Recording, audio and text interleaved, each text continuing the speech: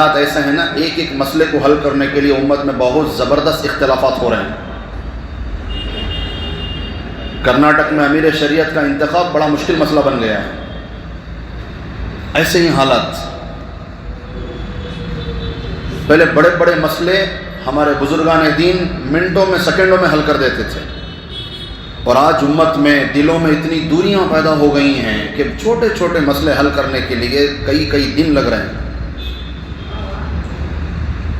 امت میں توڑ، امت میں دراریں، امت میں اختلاف تو شیطان نے بھر دیا ہے۔ اللہ حفاظت فرمائے۔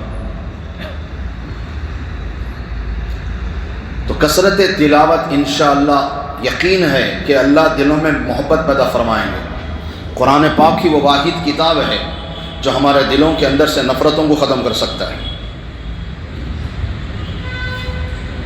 یورپ کے اندر، انگریزی ملکوں میں جب کوئی بہت زیادہ سکون محسوس کرتا ہے تو کیا بولتا ہے انگریزی میں؟ I am feeling natural high, کہ میں بہت زیادہ سکون محسوس کر رہا ہوں قدرتی طور پر۔ تو ایک انگریز تھا، مالدار تھا مگر بیماری کا شکار، یعنی سر درد کا شکار تھا۔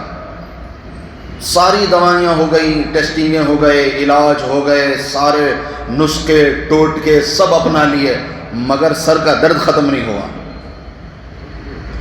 ایک دن اچانک وہ نماز کے وقت میں گھر سے باہر نکلا۔ ان کے پڑوسی ایک مسلمان تھے، مسٹر احمد ان کا نام تھا، وہ نماز کے لیے جا رہے تھے۔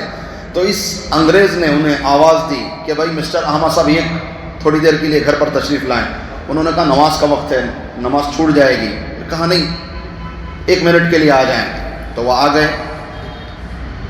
تو اس انگریز نے کہا کہ دیکھو میں نے سارے علاج کروا لیے مگر میرے سر کا درد ختم نہیں ہوا۔ تمہارے طرح کسی ایک مسلمان نے مجھے ایک گانا دیا ہے، جب سے میں وہ گا رہا ہوں تب سے مجھے سر کا درد غائب ہو گیا۔ تو انہوں نے سوچا کہ پتہ نہیں کون سا گانا ہے۔ کہا میں تمہیں سناؤں گا، چلو اندر چلو۔ پھر کمرے میں لے کر گیا، پھر اس نے سورہ فاتحہ پڑھ کر سنایا۔ وہ سورہ فاتحہ خوب گانا سمجھ رہا ہے، نعوذ باللہ۔ اسے کیا پتا گانے میں، قرآن میں، تلاوت میں کیا فرق ہے؟ تو اسے تو وہ گانا، بعض لوگ نعوذ باللہ اذان کو بھی گانا سمجھتے ہیں۔ تو وہ سورہ فاتحہ کو گانا سمجھنے لگا، مگر وہ سورہ فاتحہ جب بھی پڑھتا ہے تو اس کا سر کا درد ختم ہو جاتا ہے۔ تو مسٹر احمد یعنی پڑوسی مسلمان نے سمجھایا کہ یہ گانا نہیں، یہ قرآن ہے، اور اسے پڑھنے کو تلاوت کہتے ہیں، اور یقیناً اللہ نے قرآن میں شفا رکھی ہے، تم جتنی دفعہ پڑھو گے اللہ تعالیٰ اتنی مرتبہ تمہارے درد کو دور کر دیں گے۔ تو سوچنے والی بات ہے، جب نہ جاننے والا ایک غیر مسلم جو قرآن کا مطلب نہیں جانتا، جو سورہ فاتحہ کا ترجمہ نہیں جانتا، وہ بھی جب یقین کے ساتھ پڑھتا ہے تو اللہ اسے بھی اس کے ذریعے شفا دے دیتے ہیں۔ تو سوچو، جاننے والا مسلمان اگر اسے یقین کے ساتھ پڑھے تو اللہ کیا کیا نہیں دیں گے انشاءاللہ۔ قرآن پڑھیں گے تو زندگیاں بنے گی۔ خیالات کی حفاظت کرو، اس لیے کہ یہ الفاظ بن جاتے ہیں۔ الفاظ کی حفاظت کرو کیونکہ تمہارے الفاظ تمہارے اعمال بن جاتے ہیں۔ اعمال کی حفاظت کرو اس لیے کہ تمہارے اعمال تمہارا کیریکٹر، تمہارا کردار بن جاتے ہیں، اور کردار کی حفاظت کرو اس لیے کہ یہ تمہاری پہچان بن جاتا ہے۔ زیادہ جھوٹ بولو گے تو پھر پہچان ہو جائے گی جھوٹے سے، سچ بولو گے تو پہچان ہوگی سچے سے۔ تمہارا کیریکٹر ہے، تم کیسے ڈیولپ کرو گے ویسے تمہاری پہچان ہوگی دنیا میں۔ خیالات کی حفاظت کرو گے تو پھر پہچان تک تمہارا سفر طے ہوگا۔ نماز کو کھڑے ہونے سے پہلے صفوں کو ہم سیدھا کراتے ہیں، کیوں؟ کندھے سے کندھے ملے ہوں گے، صفیں درست ہوں گی تو اللہ دلوں کو درست کر دیں گے۔ ہم یہاں صفوں کو درست کروا رہے ہیں اور ہم سیڑھیاں اتر کے ایک دوسرے سے ہاتھ ملانا بھی پسند نہیں کرتے۔ آج کے زمانے میں اگر رشتے نبھانا ہے نا، اندھے بہرے اور گونگے بن جاؤ تو ہی رشتے نبھ سکتے ہیں۔ زبان کھولو گے تو پھر رشتے نہیں نبھ سکتے۔ اللہ ہمارے خیالات کی بھی حفاظت فرمائے۔ اللہ جیسے صفوں میں ہم ایک ساتھ کھڑے ہوتے ہیں، باہر کے صف میں بھی اللہ ہمیں ایک بنا دے، امت میں اتحاد پیدا فرما دے۔ اللہ ہمارے رشتوں کی اللہ پاک حفاظت فرمائے۔ اعوذ باللہ من الشیطان الرجیم، بسم اللہ الرحمن الرحیم۔ فمن حاجك فيه من بعد ما جاءك من العلم فقل تعالوا ندع أبناءنا وأبناءكم ونساءنا ونساءكم وأنفسنا وأنفسكم ثم نبتهل فنجعل لعنة الله على الكاذبين إن هذا لهو القصص الحق وما من إله إلا الله وإن الله لهو العزيز الحكيم فإن تولوا فإن الله عليم بالمفسدين صدق اللہ العظیم۔ ترجمہ، اللہ تبارک و تعالیٰ کا مبارک اور مقدس اور پاکیزہ ارشاد ہے، اللہ پاک فرماتے ہیں پس جو شخص آپ سے، اے نبی جی، جو شخص آپ سے عیسیٰ کے باب میں حجت کرے، آپ کے پاس علم قطعی آئے پیچھے، تو آپ فرما دیجئے کہ آ جاؤ، ہم اور تم بلا لیں اپنے بیٹوں کو اور تمہارے بیٹوں کو، اور اپنی خواتین کو اور تمہاری خواتین کو، اور خود اپنے تنوں کو اور تمہارے تنوں کو، پھر ہم سب مل کر خوب دل سے دعا کریں اس طور پر کہ اللہ کی لعنت بھیجے ان پر جو اس بحث میں ناحق پر ہو۔ بے شک یہ جو کچھ مذکور ہوا وہی ہے سچی بات، اور کوئی معبود ہونے کے لائق نہیں بجز اللہ کے، اور بلا شک اللہ ہی غلبے والے حکمت والے ہیں۔ پھر بھی اگر سرتابی کریں تو بے شک اللہ تعالیٰ خوب جاننے والے ہیں فساد والوں کو۔ صدق اللہ العظیم۔ سورہ آل عمران کی یہ آیت نمبر 60 پر 1، 60 پر 2 اور 60 پر 3 ہے۔ پہلی آیت کا خلاصہ مباہلے کی دعوت دینا۔ جب کوئی قوم حق بات کو قبول نہ کرے دلائل سے تو پھر اسے مباہلے کی دعوت دیں گے۔ مباہلہ یعنی اللہ سے دعا کرنا کہ جو جھوٹے ہوں گے ان پر اللہ کی لعنت برسے۔ دوسری آیت میں اللہ نے فرمایا یہ جو اب تک سارے قصے اللہ نے بیان فرمائے، حضرت حنا کا ہو، حضرت مریم علیہ رضی اللہ تعالی عنہا کا ہو، یا پھر حضرت یحییٰ اور زکریا علیہم الصلاۃ والتسلیم کا ہو، حضرت عیسیٰ علیہ الصلاۃ والسلام کا ہو، یہ سب سچے قصے ہیں۔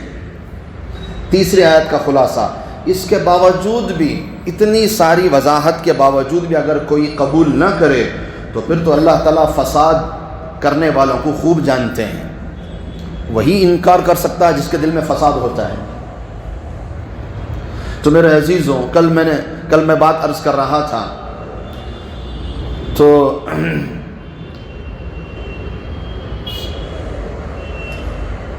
جب 3 دن کی دلائل پر مبنی بات عیسائیوں کے دل میں نہ اتری، ضد کی وجہ سے اور کچھ نہیں، ورنہ وہ حقیقت جانتے تھے کہ آپ صلی اللہ علیہ وسلم ہی نبی مرسل ہیں، آپ ہی آخری اور سچے نبی ہیں، یہ جان گئے تھے۔ کیونکہ آل عمران میں ایسی باتیں حضرت عیسیٰ اور حضرت مریم، یہ دونوں مبارک ہستیوں کے بارے میں باتیں آئی تھیں جو وہ خود بھی نہیں جانتے تھے، ان کے تو خود کے کئی مسئلے حل ہو گئے۔ تو جب 3 دن تک کی بات انہوں نے قبول نہ کیا، انکار پر وہ انکار کرتے گئے، تو آپ صلی اللہ علیہ وسلم نے فرمایا تو پھر یہی ایک راستہ ہے کہ کل تم بھی میدان میں آ جاؤ، ہم بھی آ جائیں گے، پھر مباہلہ کریں گے، ہم بھی اللہ سے دعا کریں گے، تم بھی کرو، جو جھوٹے ہوں گے پھر اللہ ان کو تباہ کر دے گا۔ تو انہوں نے کہا آج رات ہمیں موقع دیں، ہم مشورہ کریں گے، کل پھر دیکھیں گے۔ آپ نے فرمایا ٹھیک ہے، کوئی بات نہیں۔ تو رات میں بڑے پادری نے سب کو بٹھا کر سمجھایا کہ یہ جو چیزیں اب تک ہمارے سامنے 3 دن سے ہوئی ہیں، ہم سب جانتے ہیں یہ سچی باتیں ہیں، ہم سب جانتے ہیں کہ یہی نبی ہیں جو نبی مرسل ہیں، اور ان کی باتیں حضرت عیسیٰ علیہ السلام کے بارے میں صاف ہیں، فیصلہ کن باتیں ہیں۔ اور ہم سب یہ بھی جانتے ہیں کہ ہماری کتابیں تورات، زبور، انجیل میں یہ بھی ہے کہ اللہ کا وعدہ ہے کہ ہم آخری نبی بنو اسماعیل میں سے بھیجیں گے. اور ہم یہ بھی جانتے ہیں کہ جو قوم نبی سے مباہلہ کرے وہ کبھی نہیں بچ سکتی، وہ تباہ ہو جائے گی. کیا کریں گے؟ تو سب نے کہا صلح کرنا ہی ہمارے لیے عافیت ہے. کیا کر لیں گے؟ ہم صلح کریں گے. کیوں؟ مباہلہ کریں گے تو برباد ہو جائیں گے، جنگ ہم کریں گے تو بھئی پورے عرب میں ان کا ڈنکا بچ چکا ہے، مدینے سے لے کر مکے تک فتح ہو چکا ہے، سارے حجاز کے اندر اسلام چھا گیا ہے. اب ان سے مقابلہ کریں گے تو جیت نہیں پائیں گے. نہ مباہلہ نہ جنگ، اور نہ ہم ان کے کلمہ پڑھ کر مسلمان ہو سکتے ہیں. اس لیے ہم ایک ہی راستہ اختیار کر سکتے ہیں، کس کا؟ جزیہ دینے کا. صلح کر لیں گے. تو پھر اگلے دن پھر بھی جب رات بھر یہ سو گئے تو جب صبح جب یہ اٹھے تو ان کا جو امیر تھا نا بڑا، عبد المسیح، یہ اور جو دوسرا ناظم تھا سید ایہم، ان دونوں کو خیال آیا بھائی کیا تو بھی ہونے، چلو مباہلہ کریں گے ادھر بار، کیا ہوتا دیکھ لیں گے. وہ پیچھے کے کھٹنا ذرا جنے کی ضد رہتی ہے نا، آخری دم تک ہار مارتے نہیں. تو یہ دونوں ضد کی وجہ سے کہنے لگے کہ چلو دیکھ لیں گے کیا ہوتا سفر کو. یہ سوچ کو انہوں اپنے خیام کی جگہ سے باہر نکلے تو کیا دیکھا انہوں نے؟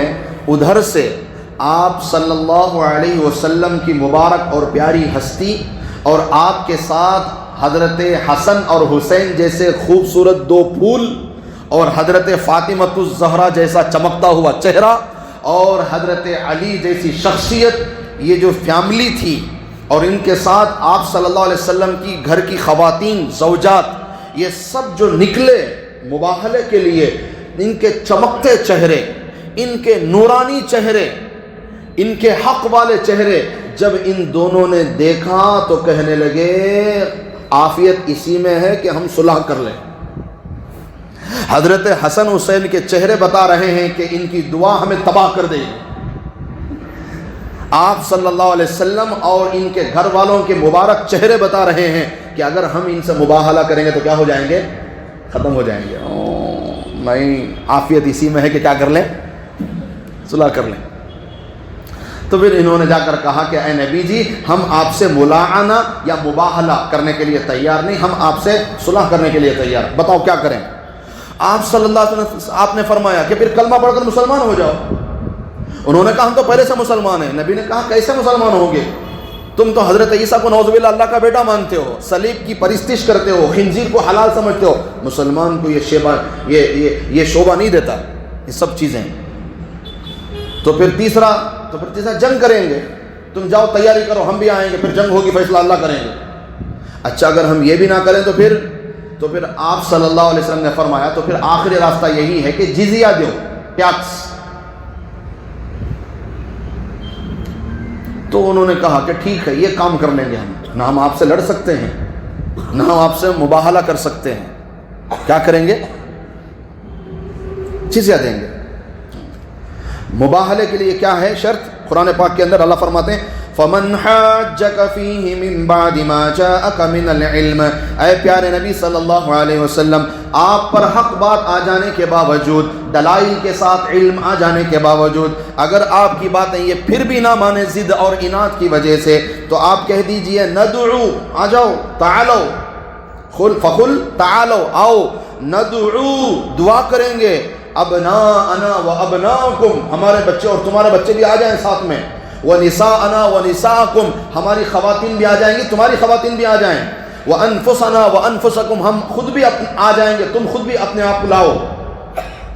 ثم نبتہل، پھر اللہ سے گڑ گڑائیں گے. فنجعل لعنت اللہ، کیا گڑ گڑائیں گے؟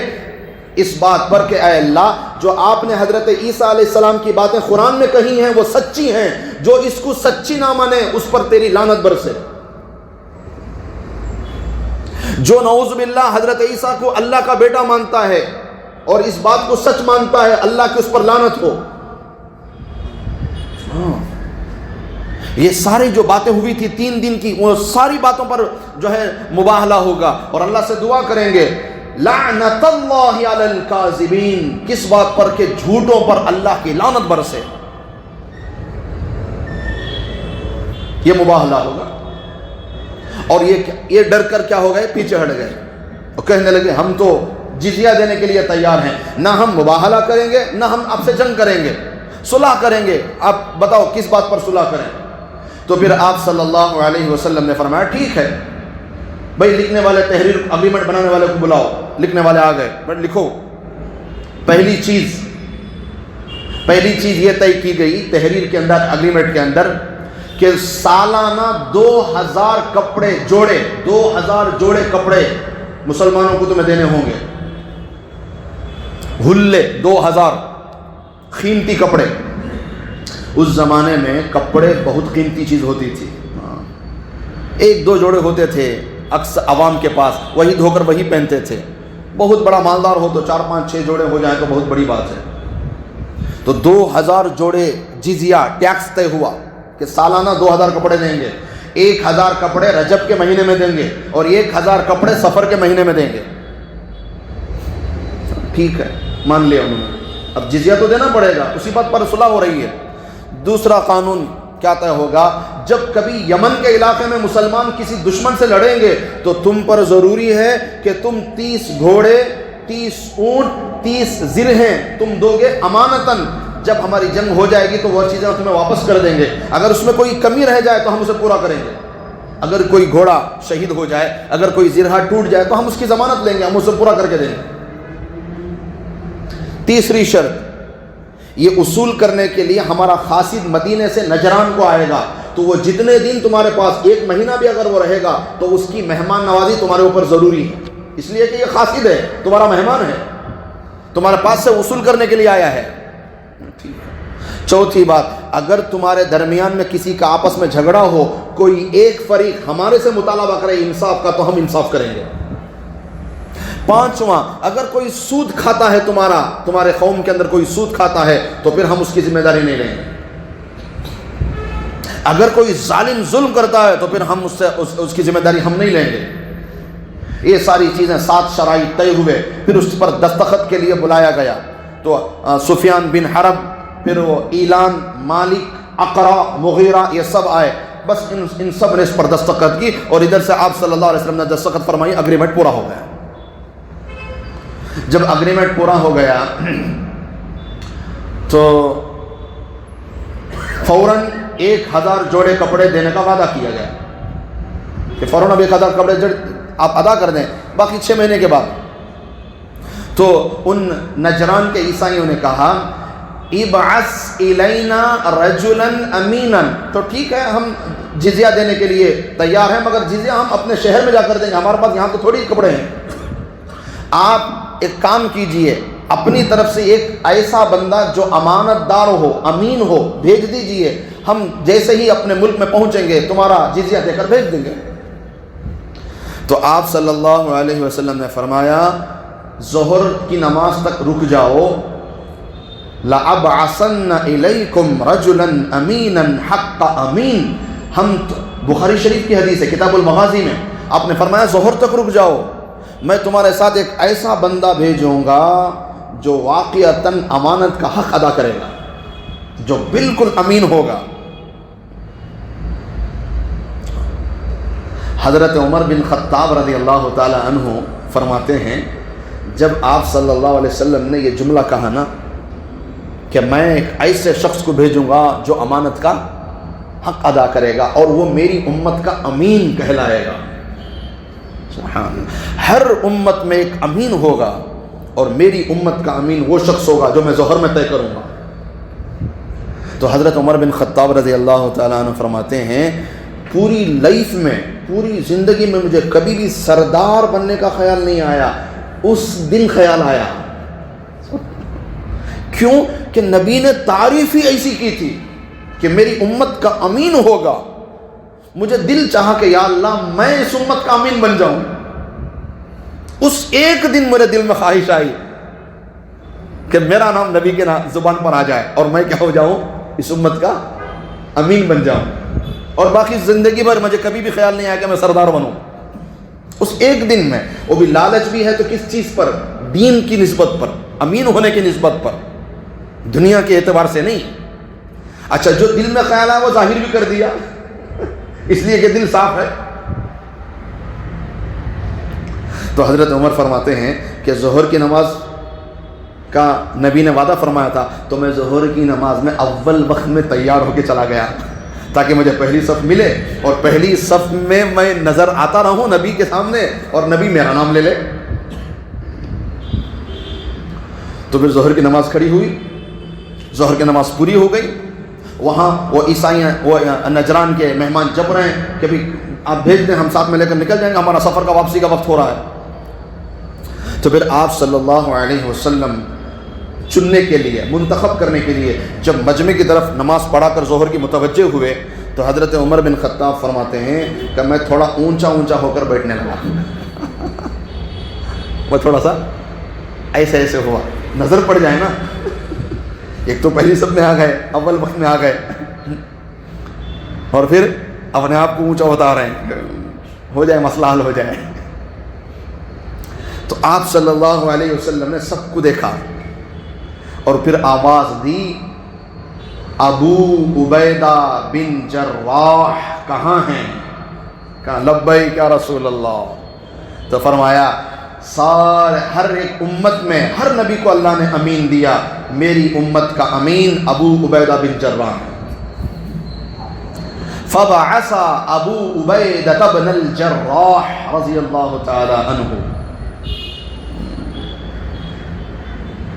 تو پھر وہاں سے حضرت ابو عبیدہ کو بھیجا, دور دور دراز بھیجتے تھے حضرت ابو عبیدہ کو, اور ڈھیر سارا سونا چاندی دے کر بھیجتے تھے وہاں سے مدینے کو. مجال کہ حضرت ابو عبیدہ ایک بھی روپے میں کوئی ادھر سے ادھر کر دے معاملہ. مسلمان تو مسلمان, عیسائی بھی جو ان کو لے کر گئے وہ بھی حضرت ابو عبیدہ کی امانت داری پر گواہ تھے کہ ایسا امانت دار شخص ہم نے کسی کو نہیں دیکھا.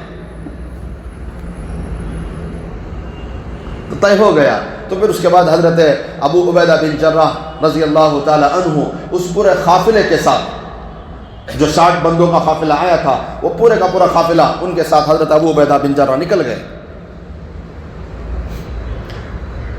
جب یہ قافلہ نجران پہنچا تو نجران کے لوگوں کو انتظار تھا کہ 60 بندے نجران سے گئے ہیں مدینہ بات کرنے کے لیے, پتہ نہیں کیا کیا مذاکرے ہوئے ہوں گے, کیا بات چیت ہوئی ہوگی, تو منتظر تھے. تو پتہ چلا کہ قافلہ آ رہا ہے تو سارا مجمع باہر نکل کر مجمع کا استقبال کرنے لگا نجران کے اندر.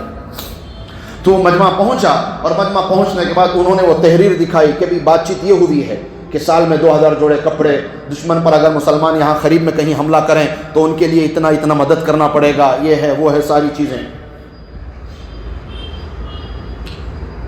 تو یہ خط نجران والے پڑھ رہے تھے. اتنے میں یہ جو تیسرا بندہ تھا نا, 60 میں 14 میں 3 بندے تھے, اس میں ایک عالم تھا نا ابو حارثہ بن الخمہ, اس کا بھائی تھا کرز بن الخمہ, اس کا گھوڑا بدکا اور وہ نیچے گرا تو اس کی زبان سے نعوذ باللہ نبی کے لیے بد دعا نکلی. تو اس کے بھائی ابو حارثہ جو عالم تھا ان کے علم کا, اس نے کہا کہ توبہ کر, تو ایسے شخص کے بارے میں بد دعا کر رہا ہے جو سچے نبی ہیں, الٹی بد دعا تجھے لگ جائے گی, تو برباد ہو جائے گا. تو بھائی نے کہا جب تمہیں سب پتا ہے تو پھر اسلام کیوں نہیں قبول کر لیتے؟ تو اس ابو حارثہ نے کہا اسلام قبول کر لیں گے تو سب کیا ہو جائے گا, دولتیں, گھر, محل, جو کچھ دیے ہوئے ہیں ان لوگوں نے یہ سب مانگ لیں گے. تو اس نے قسم کھائی کرز نے کہ جب تک میں اسلام قبول نہیں کروں گا میں اپنی گھوڑے کو روکوں گا نہیں. واپس وہیں سے وہ مدینہ لوٹا ہے اور مدینہ پہنچ کر اسلام قبول کر کے وہیں پر وہ سیٹل ہو گئے. کسی جنگ میں اللہ کے راستے میں مسلمانی کی حالت میں شہید ہو گئے. اور کچھ مہینوں کے بعد, کچھ وقت کے بعد 2 گروپ ہو گئے نجران کے اندر, ایک امیین کا, ایک نصارہ کا. امیین کا جو گروپ تھا یہ پورے کا پورا گیا واپس مدینہ اور ان سب نے اسلام قبول کر لیا. اور یہ گروپ نصارہ کے جو نصارہ تھے وہ باقی رہے نصارہ اپنی عیسائیت پر.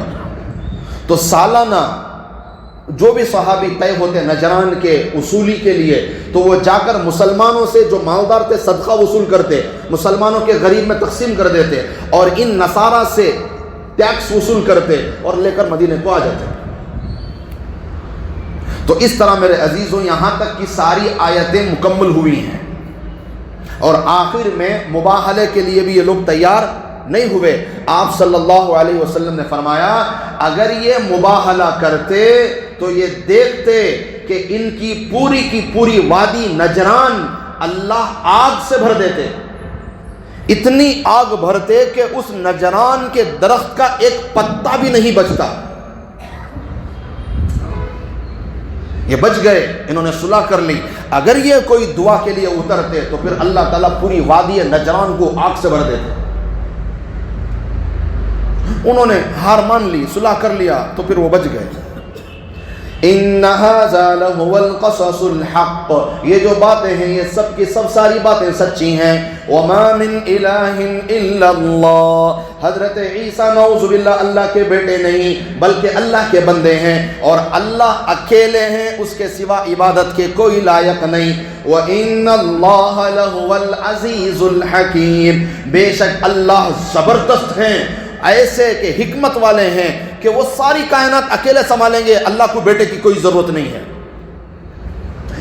فَإِن تَوَلَّوْا فَإِنَّ اللَّهَ عَلِيمٌ بِالْمُفْسِدِينَ, اس کے باوجود بھی اگر کوئی باتیں نہ مانے تو پھر اللہ کے حوالے کرو, اللہ تعالیٰ ایسے فسادیوں کو جانتے ہیں. یا تو دنیا میں اللہ ان کو نمٹ لیں گے یا پھر آخرت میں ان کا عذاب تو تیار ویسے ہی ہے. تو یہاں تک میرے عزیزوں آیت نمبر آل عمران کی 60 پر 3 مکمل ہوئے ہیں. تو اس میں یہ ساری باتیں آ گئی. مسئلے کے اعتبار سے ایک ذہن میں رکھیں, مباہلہ آج بھی جائز ہے. مباہلہ کرنا آج بھی جائز ہے, مگر قرآن کی باتوں پر, قطعی جو باتیں ثابت ہیں ان پر اگر کوئی غیر مسلم چیلنج کرے مسلمانوں سے تو مسلمان مباہلہ کر سکتے ہیں. کوئی غیر مسلم, کوئی کافر, کوئی یہودی, کوئی عیسائی, کوئی مجوسی کہے کہ قرآن کے اندر نعوذ باللہ فلاں بات جھوٹی ہے, تو تم مسلمان کیسے بھی ہو یہ وعدہ کرو کہ بھی مباہلہ کریں گے, جو سچا ہوگا وہ بچے گا, جو جھوٹا ہوگا وہ تباہ ہوگا. قرآن کی ایک بھی آیت پر اگر کوئی اعتراض کرے تو مباہلے کے لیے تیار ہو سکتے ہیں, آج بھی جائز ہے.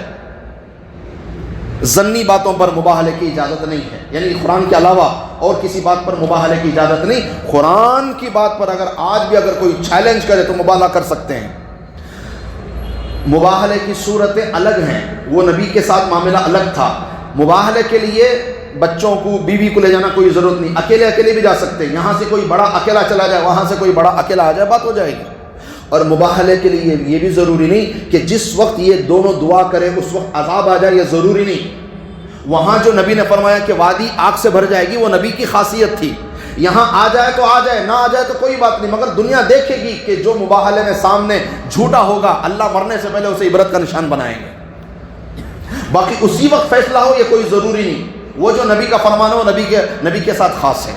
تو مشروعیت تو آج بھی ہے, مگر صرف قرآن کے معاملے میں, دوسری باتوں میں مباہلہ کرنے کی اجازت نہیں ہے.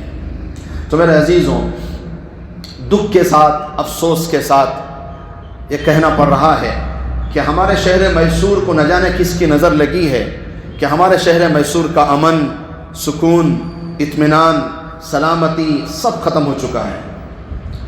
اتوار کے دن چھوٹی سی بات پر اتنا بڑا جھگڑا مسلمانوں کے درمیان میں, اور ایک ایسے محلے میں جہاں سب مسلمان الحمدللہ کثرت کے ساتھ رہتے ہیں.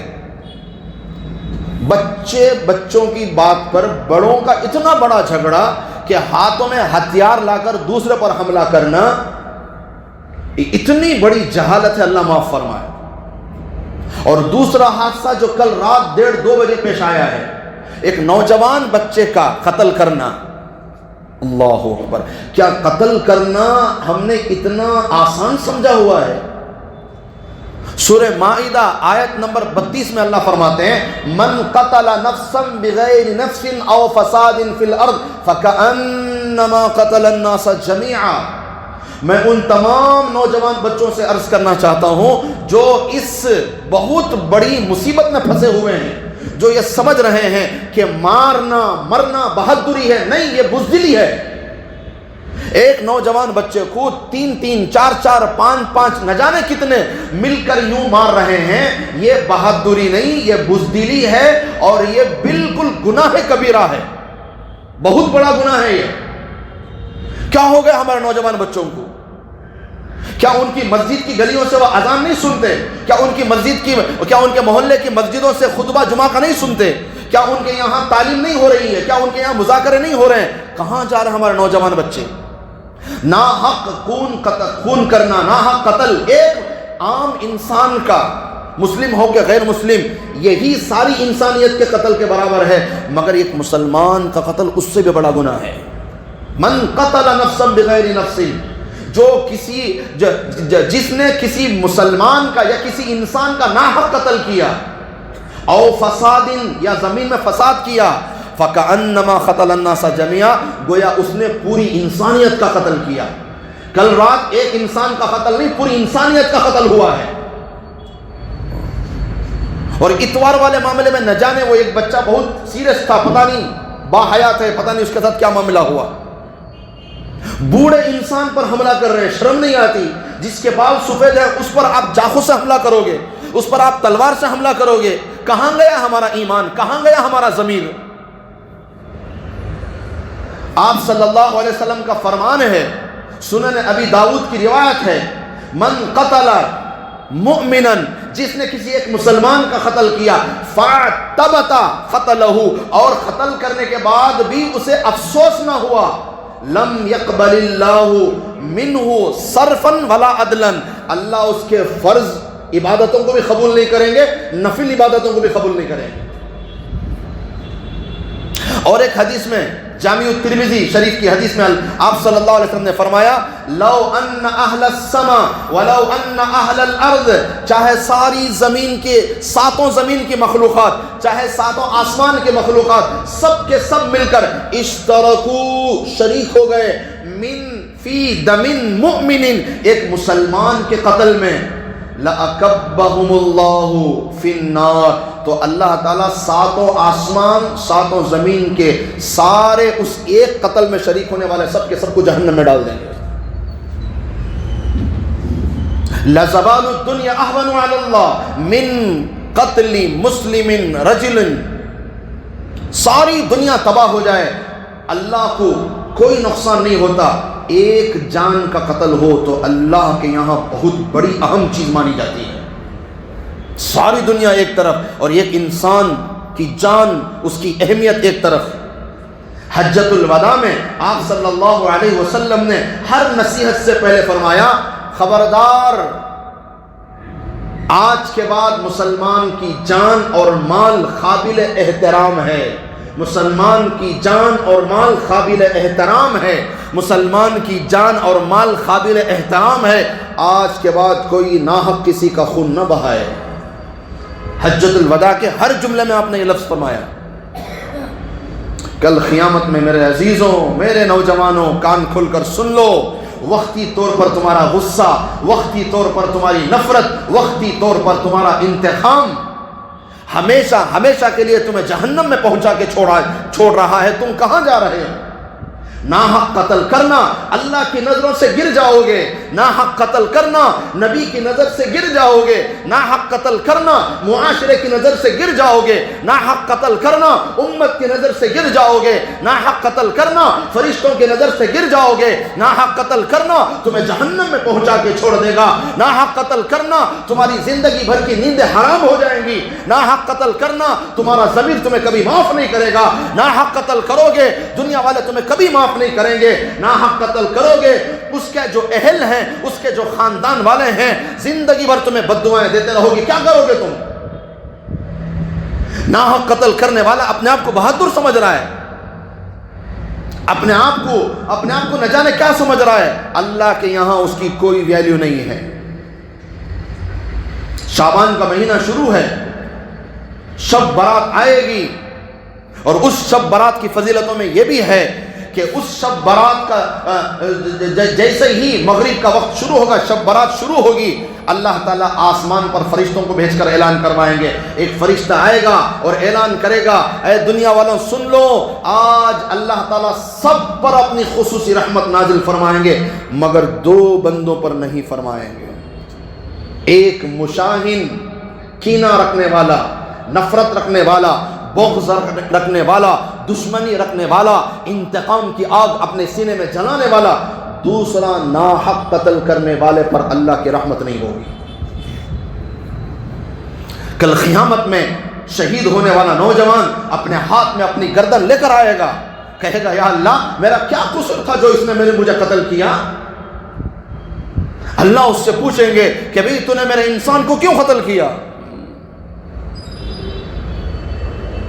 شہر میسور کے اندر ایک دن 2026 شروع ہوا ہے، سال کی ابتدا، سال کی انتہا میں بھی قتل، سال کی ابتدا میں بھی قتل۔ کہاں جا رہا ہے ہمارا معاشرہ؟ یہ نوجوان بچوں کی حفاظت کیسے کریں کہ اتنی جہالت، ایک بچے کے کھیل پر اتنی بات بڑھ گئی کہ آپ مرنے کے لیے تیار ہو گئے۔ اتنا غصہ، اتنی نفرت۔ کوئی بتا رہے تھے فیس بک کے اندر جب یہ ہمارا معاملے جو قتل ہوئے نا، یہ جو معاملے اور اس کے جو فوٹوز ہیں یہ جب فیس بک کے اندر ڈالے گئے نا، تو فیس بک کے اندر لاکھوں کے غیر مسلم مسلمانوں کو گالیاں دے رہے ہیں، یہ کہہ کر کہ یہ اپنے لوگوں کو جب مار رہے ہیں تو یہ ہمیں نہیں چھوڑیں گے، اس لیے ان سب کو ہمارے ملک سے نکالو۔ ایسی باتیں فیس بک میں ہو رہی ہیں، لاکھوں غیر مسلم تبصرہ کر رہے ہیں اس پر، تھو میں ہو رہی ہے۔ سارا معاشرہ داغدار ہو کر پڑ گیا ہے۔ آج نہ اختلاف کی کمی، نہ جہالت کی کمی ہے۔ کیا وہ مارنے والے بچ جائیں گے؟ نہ دنیا کا قانون انہیں معاف کرے گا، نہ اللہ کا قانون انہیں معاف کرے گا۔